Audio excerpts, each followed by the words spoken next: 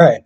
I know I'm pretty kind of late to the party, even though that this show came out Tuesday, and everyone and their mother have actually done a review on this show.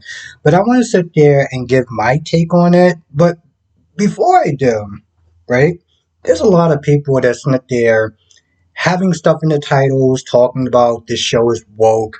I watched this one woman's review. I'm not gonna disrespect her like that.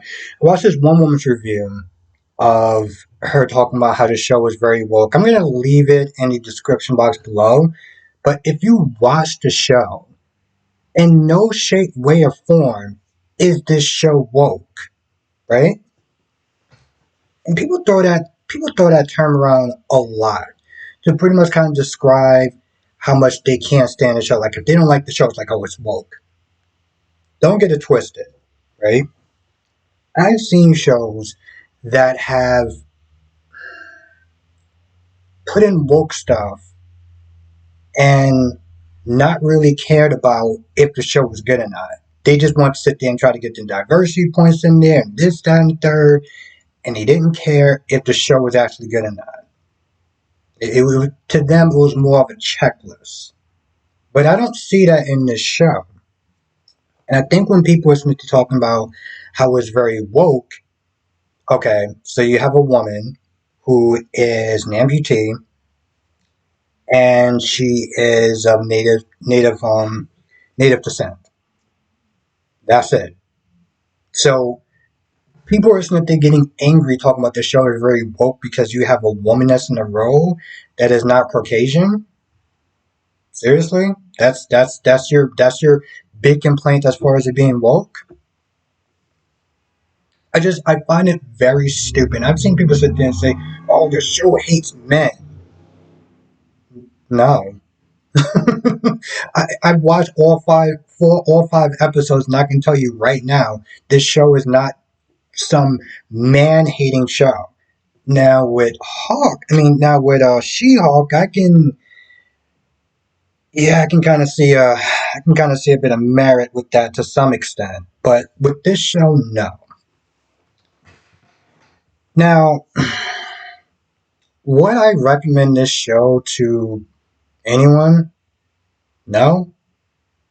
But is this show bad? Not really. It's not the worst show I've ever seen, right? A couple of the complaints that I've seen about this show. Now, again, some people isn't there saying that this show isn't necessarily for casuals, right?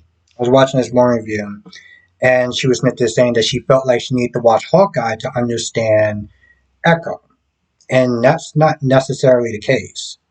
People's biggest complaints about some of these shows is that they feel like they have to watch other prior shows to really understand what's going on, and they really don't. Okay? If you're watching this show on a streaming service, that means you have the internet, right? Google it. Okay?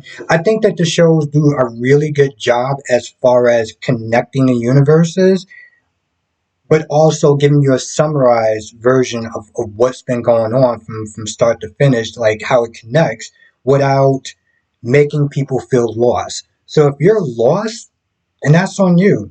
Also, here's the thing when it comes towards casual viewers. The universe isn't necessarily meant for casual viewers, right? This is something that's just been pissing me off. People listen to saying, "Oh, I can't jump into this show and start watching and understand." The show is not for casual viewers. I mean, like the series isn't for casual viewers. Let's go back a couple years ago when you had Agents of Shield, you had the movies, you had the Netflix shows, right? Those shows were separate, not by choice. Okay, and it would have been really cool to really sit there and try to connect them. I mean, they were somewhat semi-connected, but the biggest gripe that people had back then was that they didn't feel like the shows was connected. Now that the shows and the movies are connected, people are still complaining. It's like, I swear to God, I feel like no one's happy with anything. No one's happy with anything. Everything is sucks. Everything is bad. Everything is woke. People are super cynical when it comes towards this golden age of comic book movies and TV shows. And people always sit there and say, and I know I'm going off on a tangent again, but people always sit there and say, well, there's too much superhero overload. It's too much. No one's putting a gun to people's head and telling them you have to go see the new Marvel movie. You have to go sit there and see the new Marvel show. No one's there doing that. So it's not so much as an overload. It's more like it's a choice. But getting back to the series, right? Now, Maya isn't exactly really likable, right? Like, she's kind of an asshole when you stop and think about it. She gets hurt after the whole thing with Kingpin. She goes back to her native town where her family and friends live, and she wants to sit there and start up this war. But I'm like, I think she meets her uncle or whatever, and her uncle's like, listen, this is a bad idea because you're sitting there being in trouble to, everyone around you. And she gives zero Fs. Okay? She gives zero Fs about anyone in reality. It's just about her. Now, a couple of things that they did drop the ball on was that, well, if you didn't watch the series, then you should probably stop right here. But Kingpin is alive. And you see that in the first episode. So I think episode 3, when she finds out that he's alive, she's all like super shocked and everything like that. But it's like we already know. So they did that a little bit too early. Also, for the comic book fans,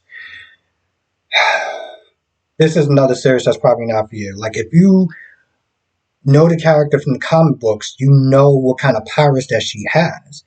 And in this show, I'm still confused after sitting there watching it. I don't know if it's a healing power, if it's like they try to describe it in this very weird way, like super cunning and super accurate, and I'm like, it just basically means that you're on point with every aspect as far as fighting and just being a good warrior.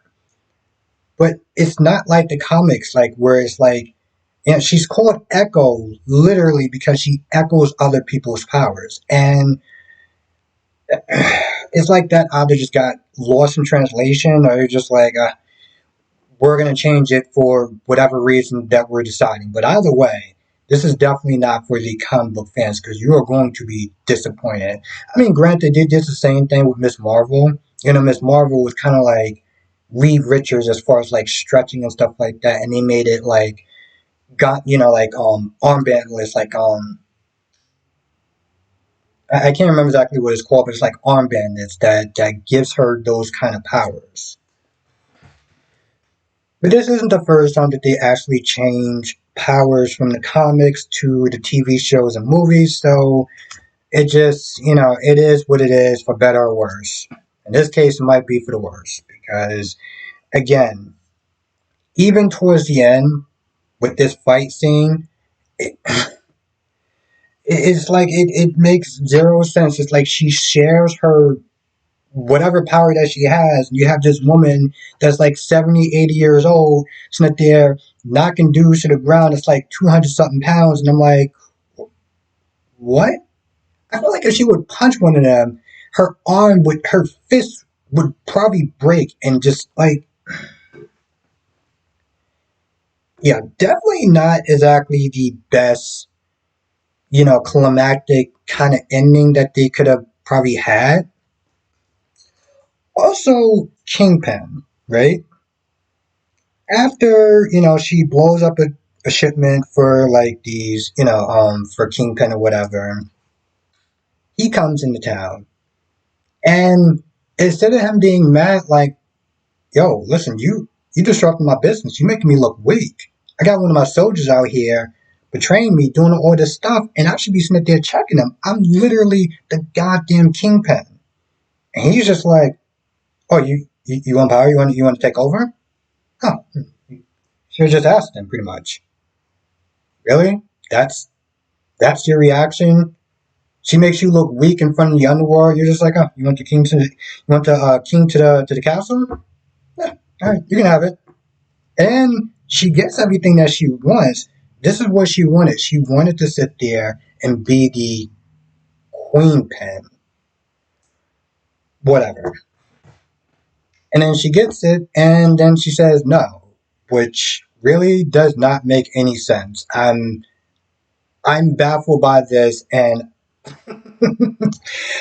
I love watching these comic book series, but like this is one of those things where it's like, why? I mean, I understand that she shot him, she killed him because he ordered a hit that killed this, her dad.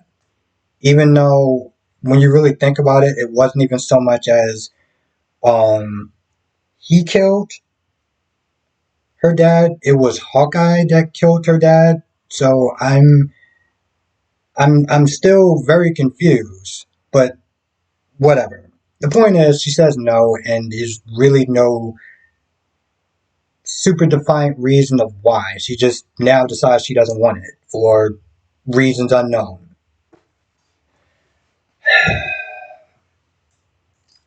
So, all in all, is this series worth watching? No. Now, it's not a terrible series. I thought the fight scenes was actually pretty good.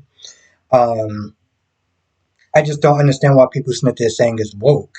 It's like, so something's woke because you have a person of color or you have a person that's disabled, so now it's called woke. If it's not what a straight white male, or you can't even sit there and say a white female because they're still going to sit there and say it's woke. So it's just one of those things where it's like it really comes. It's also like the Marvels. People listen to all the Marvels is woke propaganda. It's like why? Because it's women. Like seriously, it's just like I need more of a reason. And I've seen it in other shows, but in like the Marvels in this one, I don't see why they're calling it woke. All in all, again, I wouldn't recommend it to anyone, but I wouldn't sit there and say it's the worst thing ever. Anyway, that's just pretty much my thoughts on the show. Let me know what your thoughts are. If you watched the show, let me know if you liked it, if you didn't like it, what you liked about it, what you didn't like about it. Anything that I missed, you can sit there and write in the comment section below. And I will see you in the next video.